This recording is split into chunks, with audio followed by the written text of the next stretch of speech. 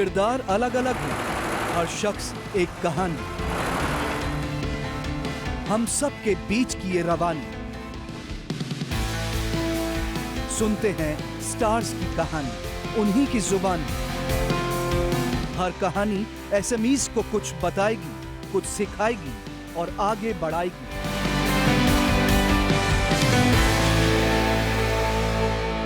नमस्कार, SME express stars की कहानी में आपका स्वागत है। आज जो शख्स हमारे साथ मौजूद हैं, इनके कारोबारी सफ़र की शुरुआत बेहद हम्बल रही, लेकिन मौजूदा दौर में ये स्पोर्ट्सवेयर इंडस्ट्री के लीडर्स में शुमार हैं। इनकी कहानी में तमाम उतार चढ़ाव दर्ज हैं। शायद इसी का नाम जिंदगी है। फिलहाल ये अपने क्षेत्र में अपनी एक खास जगह बनाने में सफल रहे हैं। I am happy to welcome Roshan Baid, managing director Paragon apparels and founder LC sports. Roshan ji, आपका शुक्रिया हमें ज्वाइन करने के लिए, धन्यवाद। Thank you. रोशन जी, शुरुआत पीएलआई स्कीम से करते हैं। टेक्सटाइल में पीएलआई के तहत 61 एप्लीकेशंस को अप्रूवल मिला है, इसमें पैरागॉन अपैरल भी शामिल है। आप हमें बता सकें इसके इस क्षेत्र के लिए क्या मायने होंगे, मैन्युफैक्चरिंग कैपेबिलिटीज़ को कैसे बल मिल सकता है और न्यूअर अपॉर्चुनिटीज़ एक्सपोर्ट्स के फ्रंट पर कैसे क्रिएट हो सकती हैं। तो ये पीएलआई स्कीम स्पेशली गवर्नमेंट ने डिज़ाइन की है मैन मेड फाइबर से बने हुए टेक्सटाइल्स और गारमेंट्स के लिए। तो मैन मेड फाइबर एक ऐसा क्षेत्र है जिसमें इंडिया कभी स्ट्रॉन्ग नहीं रहा है। India has been strong in cotton made products. We used to make a lot of cotton T shirts, cotton based apparel, but man made apparel fibre में हम कभी स्ट्रॉन्ग नहीं रहे हैं। और वर्ल्ड का 56% ट्रेड मैन मेड फाइबर में है, जिसमें हम स्ट्रॉन्ग नहीं रहे। हम स्ट्रॉन्ग रहे हैं अंदाज़ा 30% कॉटन ट्रेड के लिए। तो गवर्नमेंट चाहती थी कि जो 56% जो बचा हुआ क्षेत्र है उसमें इंडियन कंपनीज आगे आएँ, उसमें इन्वेस्टमेंट करें और उसके अपॉर्चुनिटीज़ का फ़ायदा उठाएं। तो इसलिए ये पीएलआई स्कीम लाई गई थी। इसमें कैटेगरी में मिनिमम इन्वेस्टमेंट 300 करोड़ की है। वहीं इंसेंटिव्स लेने के लिए मिनिमम टर्नओवर 600 करोड़ की बात कही गई है और सब्सिक्वेंट पेयर में एडिशनल इंक्रीमेंटल टर्नओवर जो है वो 25% होना चाहिए। इस क्राइटेरिया को आप किस तरह देख रहे हैं? मैं कहना चाहूँगा, हमारी कंपनी स्पोर्ट्सवेयर बनाती है। स्पोर्ट्सवेयर सारा मैन मेड फाइबर से बनता है, तो हम ऑलरेडी काफ़ी काम इस क्षेत्र में कर रहे हैं। तो अगर हम इस तादाद में इन्वेस्टमेंट करेंगे, जैसे 300 करोड़ की बात हो रही है, तो अगर हम इस इन्वेस्टमेंट करते हैं तो 600 करोड़ का टर्नओवर करना कोई मुश्किल काम नहीं है। बहुत ही अपॉर्चुनिटीज़ अवेलेबल है। तो अगर हम ठीक से इस पे इन्वेस्ट करके और एग्जीक्यूट करके अपना प्रोडक्शन निकालते हैं तो ये सारे माइलस्टोन्स अचीव हो सकते हैं। रोशन जी, पैंडेमिक का दौर काफ़ी चैलेंजिंग रहा है, उसमें अपॉर्चुनिटीज़ भी आई हैं। आपने उस दौरान पीपी किट्स मैन्युफैक्चरिंग का काम शुरू किया। Now once life is slowly getting back to normal, ऐसे में उस मोर्चे पर क्या स्टेटस है? उस समय देश को ज़रूरत थी पीपी किट्स की और हमारे पास मशीनें थी वो पीपी किट्स बनाने की। तो हमने इमीडिएटली अपना प्रोडक्शन कुछ ओरिएंट कर दिया था पीपी किट्स पे। बट जैसे जैसे कोविड की वेव कम होने लगी है, हमने अपने कोर बिज़नेस पे वापस फोकस करना शुरू कर दिया है और हमारा कोर बिज़नेस बहुत ही ग्रोथ फेज़ में है। तो इसलिए हम धीरे धीरे अपने कोर बिज़नेस पे फोकस कर रहे हैं। लेकिन पीपी किट और मेडिकल टेक्सटाइल्स एक बहुत ही वाइड क्षेत्र है जिसमें बहुत सारी अलग तरह की अपॉर्चुनिटीज़ हैं और चाइना सबसे ज़्यादा इस क्षेत्र में है। बट इंडिया जैसी कंट्री है, यहाँ पे कई लोग इस अपॉर्चुनिटी को भी अवेल कर सकते हैं, लेकिन इसके लिए पूरा कम्प्लीटली डिफरेंट माइंडसेट चाहिए। ये लार्ज वॉल्यूम बिजनेस है और डिफरेंट माइंडसेट चाहिए, डिफरेंट तरह का थोड़ा सा इंफ्रास्ट्रक्चर चाहिए।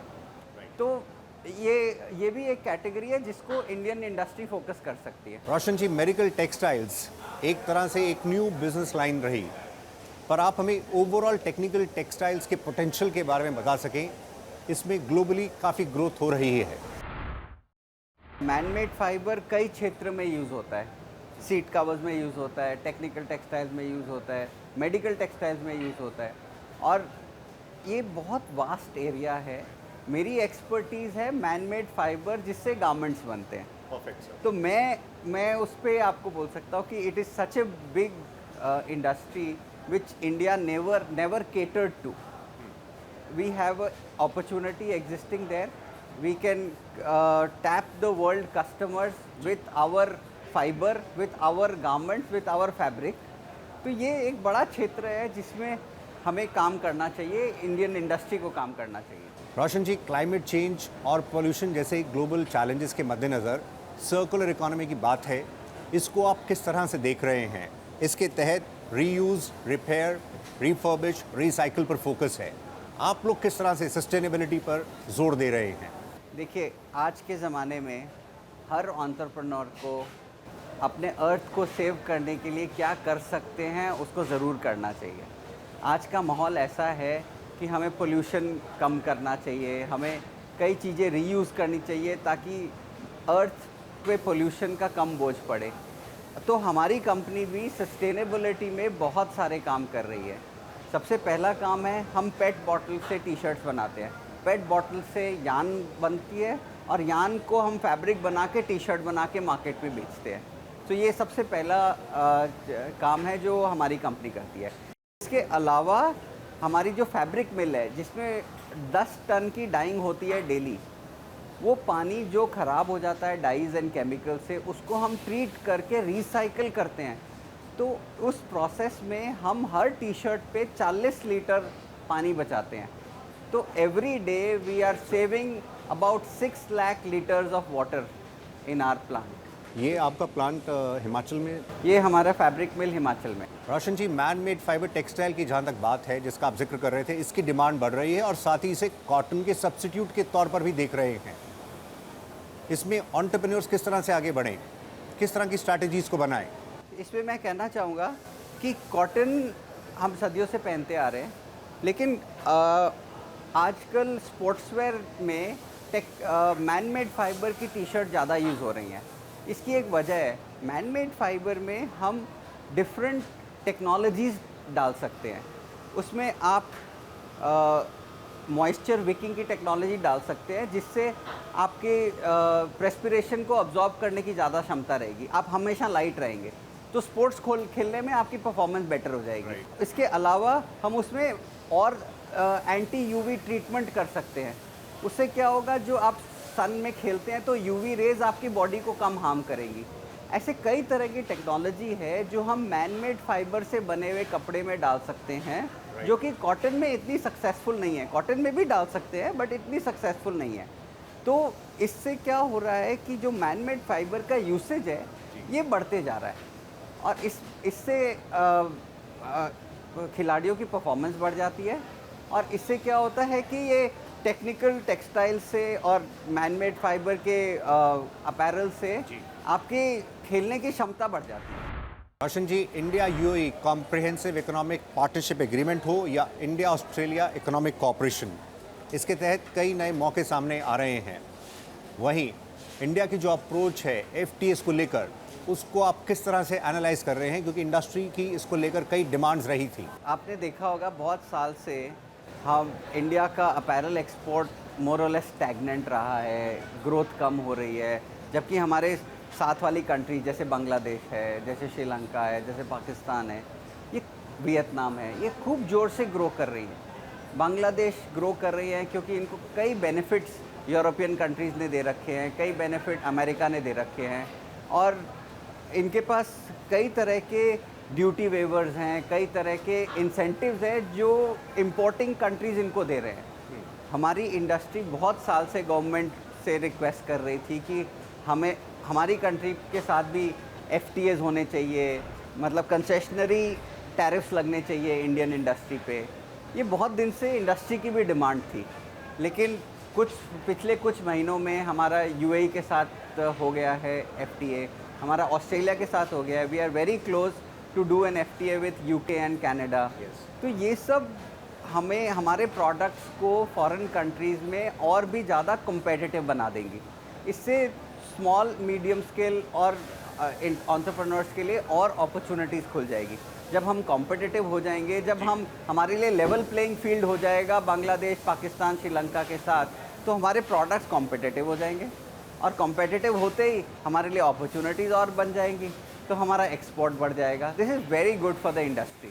रोशन जी, इंडियन अपैरल की जहाँ तक एक्सपोर्ट्स की बात है, इसमें काफ़ी स्टिफ कंपटीशन मिल रहा है बांग्लादेश से, वियतनाम से, कंबोडिया से। इस डिक्लाइनिंग ट्रेंड को एड्रेस करने के लिए कदम तो उठाए गए हैं, किस तरह के और मेजर्स की ज़रूरत है? पिछले कुछ सालों में देखा गया है कि बांग्लादेश, वियतनाम बहुत ग्रोथ की है, लेकिन ऐसा नहीं है कि इंडिया के पास अपॉर्चुनिटीज़ की कोई कमी है। इंडिया के पास फाइबर बेस है, इंडिया के पास पॉलिएस्टर फाइबर भी है, इंडिया के पास कॉटन फाइबर भी है, इंडिया के पास एक टेक्सटाइल इंडस्ट्री है जो कई तरह के ब्लेंड्स ऑफ फाइबर्स भी बनाती है। तो इंडिया के पास एक बहुत बड़ा बेस है रॉ मटेरियल का, और उसके अलावा इंडिया के पास फ्लेक्सिबिलिटी है। तो इंडिया के आज कोई भी कस्टमर इंडिया में आता है, वो 500 पीस के भी ऑर्डर बना सकता है, वो 5 लाख पीस के भी ऑर्डर बना सकता है। ये कई बांग्लादेश जैसी कंट्रीज़ में पॉसिबल नहीं है, उनके पास फ्लेक्सिबिलिटी नहीं है। हमारे पास डिज़ाइन माइंडसेट है, हम बायर्स को ज़्यादा अच्छी तरह समझते हैं, हम उनको बेहतर डिज़ाइंस भी प्रोवाइड कराते हैं, हमारे पास इनपुट्स हैं डिज़ाइंस की, तो ये हमारी बहुत बड़ी स्ट्रेंथ है। तो ये सब स्ट्रेंथ्स को लेके इंडिया बहुत आगे जा सकता है, और ये सब मैन मेड फाइबर की जो PLI स्कीम आई है, FTAs हो रहे हैं, I think there is a whole system, ecosystem which is being created, which is good for an Indian entrepreneur, and there are more and more opportunities available for the Indian entrepreneur. इसी में हम आपसे एक और पहलू समझना चाहेंगे, जो चाइना +1 स्ट्रैटेजी है, इसके तहत ये जो न्यूअर अपॉर्चुनिटीज़ आ रही हैं, जब आप इंटरनेशनल बायर से इंटरैक्ट करते हैं तो किस तरह का फीडबैक मिल रहा है, कैसा रिस्पांस मिल रहा है? मैं आपको एक बात बताना चाहता हूँ, मैं लास्ट 10 दिन से US में था, ईस्ट कोस्ट में, न्यूयॉर्क, फ्लोरिडा, साउथ कैरोलिना, सब जगह गया था, और मैं कई ब्रांड्स के ओनर्स से मिला जो कि अभी इंडिया में बहुत कम प्रोडक्शन कर रहे हैं, और उन सब से जो बात में सबसे समझ आई, वो इंडिया को एक बहुत favourable destination to import apparels देख रहे हैं, और वो बिज़नेस करना चाहते हैं इंडिया से। वो उनके कई सारे मन में आशंकाएं थी, जो कुछ तो हमने दूर कर दी, कुछ काम करके ही दूर होती हैं। तो हमने उनको कन्विंस भी किया कि ऐसे ऐसे काम हो सकता है इंडिया में। So everybody is looking at India as a favourable destination to source apparel. तो आई थिंक यही एक अपॉर्चुनिटी जो बनती जा रही है चाइना +1 में, I think it's a very big thing for Indian industry, and we should capitalise on this. आप देख रहे हैं SME एक्सप्रेस स्टार्स की कहानी। आज हमारे साथ मौजूद हैं रोशन बैद, जो रिप्रेजेंट कर रहे हैं पैरागॉन अपैरल्स और एल्सिस स्पोर्ट्स को। फिलहाल वक्त ब्रेक का है, हम जल्दी लौटते हैं।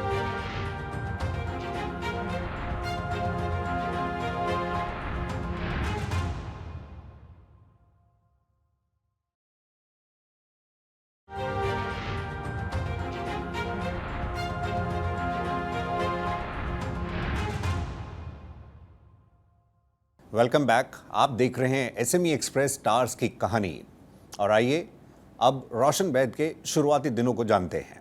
रोशन जी, आप तेजपुर असम को बिलोंग करते हैं, वहाँ से दिल्ली कब और कैसे आना हुआ?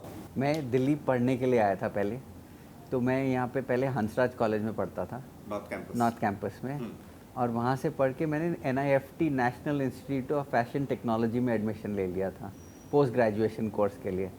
मैं वहाँ पे अपैरल मार्केटिंग एंड मर्चेंडाइजिंग का कोर्स कर रहा था, और उसके बाद मैं वापस आसाम गया ही नहीं, और यहीं पे कुछ काम ढूंढ लिया, और काम ढूंढने के बाद दिल्ली रह गया। आपने इनिशियली तुगलकाबाद में एक स्मॉल प्रोडक्शन यूनिट सेटअप किया था। आखिर उस समय आपने स्पोर्ट्स वेयर मैन्युफैक्चरिंग में अपॉर्चुनिटी को स्पॉट कैसे किया कि आखिर इसी तरफ आगे बढ़ना है? निफ्ट ख़त्म होने के बाद मैं कुछ करना चाहता था अपने आप के लिए, एंड मैंने क्या किया, मैंने अपने फादर से अबाउट 3.5 लाख रुपए का लोन लिया और 10 मशीन लगाई, 10 मशीन्स लगाई, और मैं ये देख रहा था कि दिल्ली में सबसे सस्ती जगह कौन सी है। तो Tughlakabad extension was the cheapest place I could find in Delhi, और सेकंड फ्लोर पे मैंने अपनी 10 मशीन की यूनिट लगा दी। तो जब 10 मशीन की यूनिट लगा दी, काम ढूंढने के लिए भागता रहता था, तो कभी मिलता था, कभी नहीं मिलता था।